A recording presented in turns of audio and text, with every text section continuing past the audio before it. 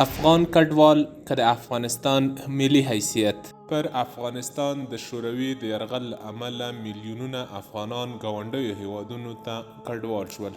دوی هلته پاتې شول او دلته د تنظیمي کشمکش او بیا شل کلن امریکایي اشغال له امله داسې فرصت برابر نشو چې تللي کډوال بیرته راوګرځي.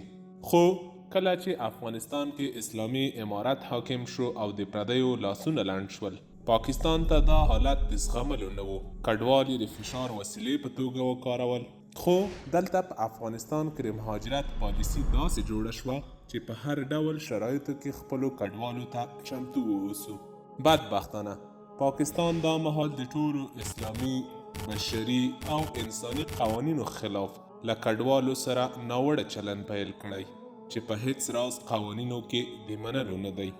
بلخوا افغان دولت وایي د هیڅ راز فشار په توګه یې نه منو، بلکې په ټول توان هڅه کوو چې کډوالو ته د ژوند چارې او اسانتیاوې برابرې کړای شي. په همدې اساس په تورخم او سپین بولدک کې ټول ترتیبات برابر شوي. په ارګ کې حتی د رئیس الوزرا په مشرۍ غونډه وشوه او ټولو اړونده ادارو ته مسؤلیت وسپارل شو چې د کډوالو لپاره ټول موجوده امکانات برابر کړي. البته تر ټولو مهمه دا چې عام افغانان هم د خپلو کډوالو ملګرو کومک او لاسنیوی وکړي. په یو وخت میلیونونه کډوال منل او د ژوند چارې ورته برابرول لوی کار او مهم مسؤلیت دی.